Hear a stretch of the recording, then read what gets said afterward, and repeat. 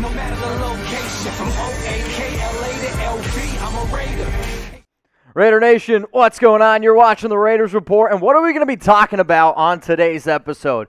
Are the Las Vegas Raiders still interested in signing free agent cornerback Richard Sherman? I'll tell you coming up here in a little bit. Are the Raiders going to go out and trade for a wide receiver? Because there's a crazy story report out there that I want to be able to break down. And at the very end of today's show, should Nick Martin start over Andre James? Now, before we get into all of these stories, I just want to tell you all real quick, seriously, hit the big red button underneath this video. Subscribe to the Raiders Report. I promise y'all when we get to 77,000 subs, I can go ahead and make a brand new mock draft with trades. But if you're a diehard fan, if you bleed silver and black, if you always find yourself looking for the latest news and rumors around the Raiders, there is not a better place to be able to find your information than the Raiders Report. The link is below, youtube.com/Raiders Report.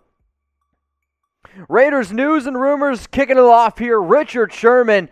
Are the Raiders still interested in signing the veteran cornerback? I'm going to give this one 4 Chucky heads. Believe it, baby. This one is from Vic Tafur. The report was this, that the Raiders are still interested in going out and signing Sherman. So, yes, it is still a possibility, even though all of the nation is sitting here wondering, all right, when are the Raiders going to make a move? When are they going to go out and get a cornerback? And ever since the whole conversation with Gruden, him wanting an alpha, the rumors have started.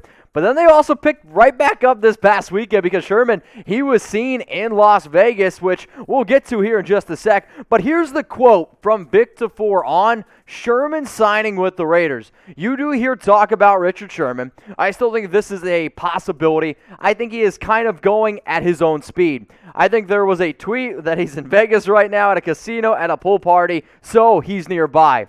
I think they've talked to him, so that definitely could be a match. I think he could definitely play right away, so that's one thing that may happen before long. Now, here's the picture I was referring to. This is Richard Sherman with CEO, I believe his name is, it's slipping me right now, Steven, I believe hopefully that's the correct name. Oh no, Derek Stevens, that's it. I actually met him when I was in Las Vegas. But he is at Circa, and this is a pretty interesting picture because anytime an athlete goes to a city, people are like, oh, he's going to end up going there.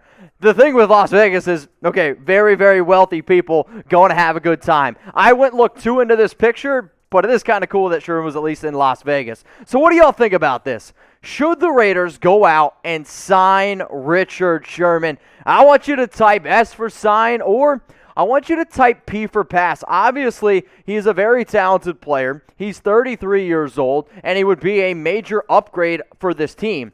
The biggest issue is it's going to come down to dollars and cents. So S for sign, P for pass. I will type my S for sign if you can find a contract that is reasonable for both Sherman and the Raiders. A 2-year deal, I don't want to pay him anything more than $9 million a year. If he's asking for a lot more than that, because I know there's some sites out there that say Sherman's going to be $12, $13, $14 million a year. If that's the case, sorry, Sherm, it's not going to happen, especially coming off a year where he had 18 tackles. Probably the worst year of his entire career, but he knows the Gus Bradley system. Maybe the injuries just hindered his 2020 season because you can make a legitimate argument in 2019. Sherman was a top 5 corner, maybe just the best cornerback in all of football. The other reason, though, that this continues to be a topic is because with Sherman, it really, really helps the depth of this defense, especially now that Nevin Lawson, he's been suspended the first 2 weeks of the 2021 season. He's suspended 2 games because he got suspended 1 game last year for the same thing, PEDs. But Damon Arnett, he's sitting there. Arnett would be able to learn so much from a player like Sherman. I mean, honestly, all these guys would be able to learn a lot from him. But having Richard Sherman, having Trayvon Mullen as your cornerback 1, cornerback 2, that makes this Gus Bradley system look a lot better. Now, the Raiders Report is presented by Panda Subs. Now, you don't need PEDs like Nevin Lawson. Instead, go out and get in shape the right way. Go to pandasubs.com, code Raider Nation. You're going to be able to save 40% off. If you're looking for a high-quality protein, look no further than the fuel here from Panda Subs. 30 grams of protein per scoop, no sugar added, 140 calories. Like, stuff is incredible. Plus, it's the best tasting protein you will ever have. 4 Chucky heads, believe it, baby. If you got a sweet tooth like me, you're going to be like, wait a minute, there's no GMOs, there's no added sugar, no soy or gluten, multi-stage protein. It is like unbelievably tasty, and it works incredibly well. I take literally probably 3 scoops every day, 1 for lunch, 1 after my workout, and then 1 right before I go to bed because I get those late night munchies. Seriously, Raider Nation, the guy who owns this company, diehard fan, he bleeds silver and black, and he's just trying to hook you guys up with the best deals out there. So I'm going to say this one more time. I want you to go to pandasubs.com and use code Raider Nation to be able to save 40%. Raiders trading for a wide receiver. This is going to be the topic we talk about here on the Raiders Report. One of the biggest reasons why I started doing this show is because the world that is like Twitter or all these other crazy places out there, they always talk about crazy rumors. So on the Raiders Report, I wanted to be able to break down some of these crazy stories out there and tell you, are they true or not? So the report out there right now is that the Raiders, they could potentially trade for a wide receiver. This is actually from Jason La Canfora.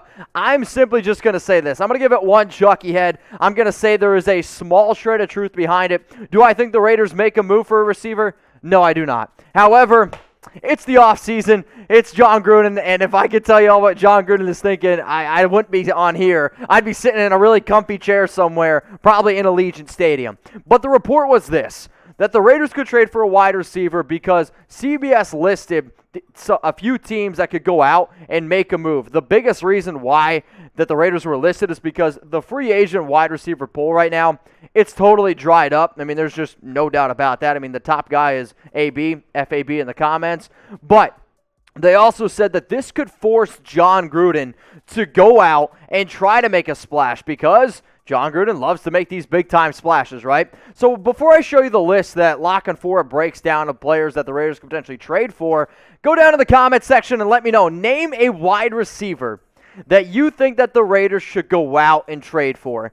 If you list any of the players that were on La Canfora's list, I'm just going to give you a round of applause because you must be a freaking mind reader here. So name a receiver that the Raiders should go out and trade for. I want you to do it below.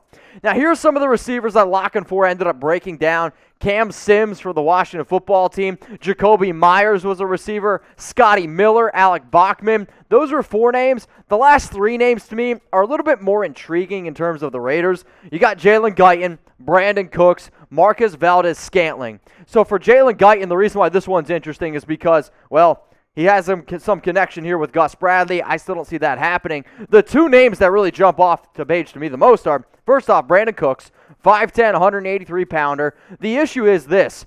He still has 2 years left on his contract, $26 million. So you're going to pay him $13 million a year for Cooks. Like, he's a good receiver. He's also had extremely talented quarterbacks in his time.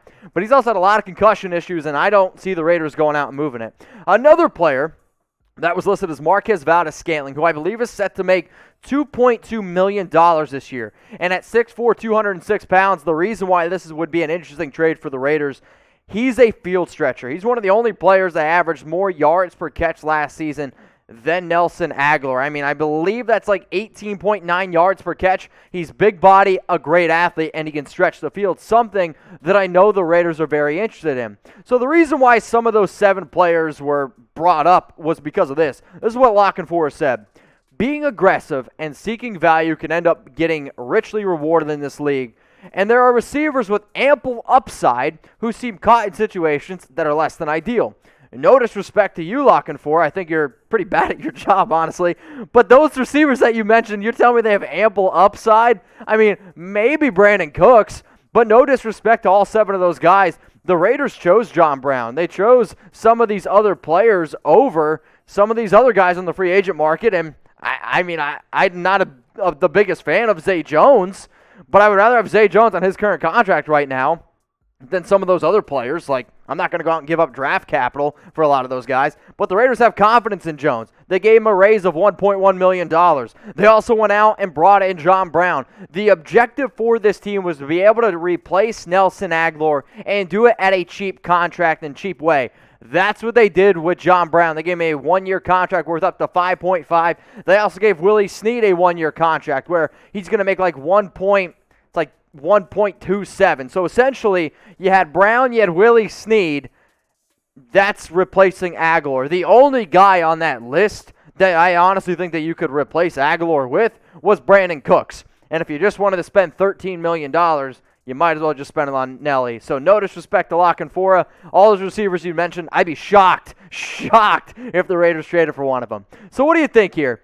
Will the Raiders trade for a wide receiver? Y for yes, N for no. I know a lot of y'all are already going to probably put OBJ because anytime I talk about Raiders trading for a receiver, the top two names are always OBJ, Julio Jones. I don't see that happening, but hey, I always appreciate you guys coming across these videos. So one more time, will the Raiders trade for a wide receiver? Y for yes or N for no? If you guys are looking for more Raiders updates and if you want to get to know me a little bit better, hit me up on Instagram. I'm at Mitchell Renz 365. I'm always telling people to hit me up in the DMs, slide in the DMs. We can always get together if you're in the city of Dallas. I'm just looking to meet as many people from the nation as I possibly could. Y'all are like my second family, and family is everything to me. So the more you get to know me, the better I can also get to know you. And then that way, when I say my weird jokes here, you guys can kind of understand my sense of humor a little bit. So seriously, hit me up on IG if you guys have any questions, anything that I talked about on today's episode. If you want something new on future episodes, seriously, let me know. Hit me up. I'm always on Instagram. It's at Mitchell Renz 365. So the next topic we're going to be getting into here is going to be around the center position and what the Raiders should necessarily do here. And it's kind of curious because you have a guy like Nick Martin. You also have a guy like Andre James. And the one thing that I'm curious, and I'm going to ask you guys, is who do y'all think is the better center? Is it Nick Martin or is it a player like Andre James? Because there's a story out there about the Raiders starting Martin over James. So before I let you know what I think about this, who do you think is the better center? I want you to type NM for Nick Martin, or I want you to type AJ for Andre James. So Martin was a player that they brought in on a contract. It was like 1 year. It's under $2 million to be the backup to James. Andre James, on the other hand, he was a player who doesn't have a lot of playing time, but they did just give him a 3-year extension worth a little over $12 million. So NM for Nick Martin, AJ for Andre James. The story here is, though, should the Raiders start Martin over James? This one's from Brad Weiss. I'm just going to give this one 0 Chucky heads. Tuck rule, tuck that. Weiss does some okay stuff. I mean, fan-sided, we always have a saying here at Chat Sports. A lot of times you take the trash out once a week. Fanside has figured out a way to take the trash out multiple times a week. But Weiss says that the Raiders should start Martin at center because he's a little bit more reliable. My only concern is this. You just signed James to a 3-year extension. So why the hell would you start Martin over James? It's just very, very dumb to me. I'm confident that James is going to be the week 1 starter. As soon as the deal went down, I was like, okay, James is going to be the week 1 starter. There was a few other people out there that were disagreeing with me. I was like, it's all good. I do this stuff all the time. You guys can have your own opinions. And I'm not saying that Martin's a bad player. I'm just also trying to think of what the Raiders are going to do, and it's not going to be with Martin. But here's what Brad had to say on starting Nick Martin.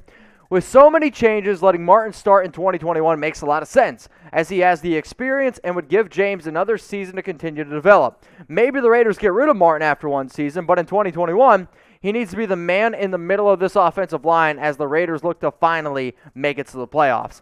My point is this. Why are you going to start a below-average center? Like, you can say what you want about Martin. He's good against the pass, but he's bad against the run. Like, he is one of the worst run-blocking centers in all of football, at least ones that have started over 900 snaps. So for me, I'm not going to go ahead and start a below-average center. Instead, you start Andre James just to see what you got. If Andre James ends up being bad, sure, it sucks, and the Raiders are going to eat that contract. But I'm not going to start Martin when I maybe have a much better player in James, or I already invested the money. Why would I invest money in a player just to put him on the bench? If that was the case, then the Raiders should not have extended Andre James. You let him sit on the bench behind Nick Martin, and then you do that deal the following season. It's a very peculiar thing to ultimately think about, but I'm going to respectfully disagree. The next thing that we're going to talk about here is the thoughts on the contract extension, because James is really yet to play. He's a fun player out of UCLA. I know that Mayock, I know Gruden, I know Tom Cable, they have a lot of confidence in this young guy, also because of his versatility. But giving a player 3 years, about $13 million extension when he's never really played is something that I want to talk about. So did you like the extension? I want you to type L for liked or type D for disliked. Honestly, y'all, I like James as a player, but I did not understand this move. And if the Raiders would be a team, especially Gruden, where a lot of the moves that they have made have ended up panning out, I'd be okay with it, right? Because there's so many people out there like, oh, Mitch, you got to have faith. I mean, no disrespect to Gruden, no disrespect to Mayock. Since I've been covering this team the last 3 years, how many of the contracts have they gone out really have truly worked out? Like, in the grand scheme of things, really truly worked out. It's a lot more on the negative side than on the positive side. So for that reason, I didn't like it. If James ends up being a very solid center down the road, it's going to be a great move because it's in a year with COVID where the cap was down a little bit, and you're going to be able to save a lot of money realistically on a position that's very important. But as it stands right now, no, I did not like the move. Now, I understand this is the Raiders Report. We talk about football, but you know what, man? I love sports in general, so I'm curious, who y'all got tonight? The NCAA tournament championship game tonight, Gonzaga type Z, Baylor type B. I entered a college basketball poll, if you will, for my apartment complex. If Gonzaga wins tonight, I get $300 off my rent. So if you guys care about me at all, seriously, let's root for Gonzaga to win this game. But if Baylor wins, then I got to admit that Thomas Mott was right. And if you guys don't know who Mott is, he runs a 49ers show, and I don't really think you guys like the Niners. So let me know in the comments if you want to throw in your score predictions as well for Gonzaga against Baylor. But I'm going for the Zags. I got 81-74. Gonzaga wins.